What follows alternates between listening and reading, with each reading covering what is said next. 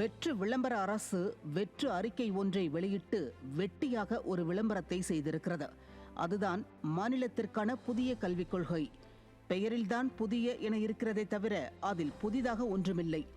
வேதனையின் உச்சம் என்னவென்றால், இந்த வெற்று அறிக்கையை 3 ஆண்டு காலம் தயாரித்திருக்கிறார்கள். 2022ஆம் ஆண்டு ஓய்வு பெற்ற நீதி அரசர் தலைமையில் 14 பேர் கொண்ட குழு அமைத்து அவர்கள் 2023ஆம் ஆண்டில் அறிக்கை தயாரித்து அதை 2024ஆம் ஆண்டு ஜூலை மாதம் ஸ்டாலினிடம் கொடுத்து இப்போது இந்த அறிக்கை வெளியாகி இருக்கிறது. இத்தனை காலத்திற்கு பிறகு வெளியாகும் அறிக்கையில் தெளிவு இருக்க வேண்டாமா? ஸ்டாலினின் பள்ளி கல்விக் கொள்கை அழகாக எழுதப்பட்ட ஆவணமாக இருந்தாலும் செயல்படுத்தப்படக்கூடிய கொள்கை அறிக்கைகள் அல்லது திட்டங்கள் இல்லாத நீண்ட கட்டுரையாகவே தோன்றுகிறது. தேசிய கல்விக் கொள்கையிலிருந்து சொற்களை எப்போதும் செய்வதைப் போலவே காப்பி அடித்துள்ளார்கள். கல்விக் கொள்கையை உருவாக்கிய குழு தேசிய கல்விக் கொள்கை 2020 சில முக்கிய சொற்களை பயன்படுத்தியுள்ளது. ஆனால் அவை தெளிவான செயல் வடிவில் இல்லை. கொள்கையின் முக்கிய பரிந்துரையான 11ஆம் வகுப்பு பொதுத் தேர்வை நீக்கும் முடிவு மாணவர்களின் போட்டித் தேர்வு தயாரிப்புக்கு பாதிப்பை ஏற்படுத்தும் பின்னடைவாகவே கல்வியாளர்கள் கருதுகின்றனர். 11ஆம் வகுப்பு தேர்வு அறிமுகப்படுத்தப்பட்ட பிறகு தமிழ்நாடு மாணவர்களின் JEE மற்றும் நீட் தேர்வு செயல்திறன் கணிசமாக மேம்பட்டது. இதை நீக்குவது மாணவர்களின் வெற்றி வாய்ப்புகளை பாதிக்கும் என்கிறார்கள்.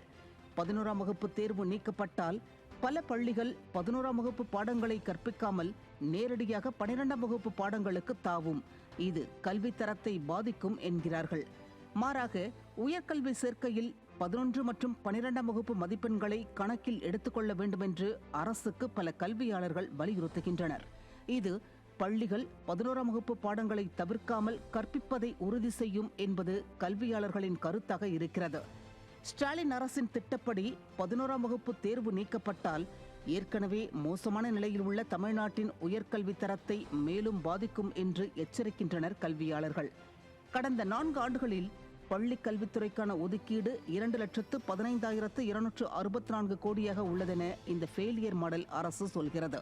இதில் 4,386 கோடி புதிய கட்டமைப்பு வசதிகள் ஏற்படுத்துவது உட்பட உட்கட்டமைப்பு மேம்பாட்டிற்காக பயன்படுத்தப்பட்டுள்ளது என்றும் சொல்கிறது.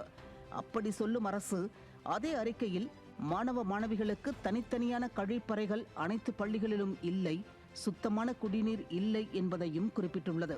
அது மட்டுமல்ல, இதை சீர் செய்ய நம்ம ஸ்கூல் திட்டம் மூலம் முன்னாள் மாணவர்களிடம் தீவிரமாக கையேந்த வேண்டும் என்றும் சொல்கிறது. எனில் 4,386 கோடி என்ன ஆனது? பள்ளி கல்வித்துறைக்காக ஒதுக்கீடு செய்யப்பட்ட 2,15,264 கோடி என்ன ஆனது? தெரியவில்லை. அதேபோல மாநிலத்தில் 62% மாணவர்களிடம் மடிக்கணினியோ கையடக்க கணினியோ இணைய வசதியோ இல்லை என சொல்லும் அரசு டிஜிட்டல் கல்வி குறித்து வரிக்கு வரி எழுதுகிறது. மொத்தத்தில் ஸ்டாலின் வெளியிட்டிருக்கும் புதிய கல்விக் கொள்கை எப்படி இருக்கிறது என்பதை அவர் பாணியிலேயே சொல்ல வேண்டுமென்றால், ஒரு பழமொழி சொல்வாங்க, சீனி சக்கரை சித்தப்பா ஏட்டில் எழுதி நக்கப்பா என்று சொல்வாங்க. நியூஸ் ஜே செய்திகளுக்காக முத்துமாரியப்பன்.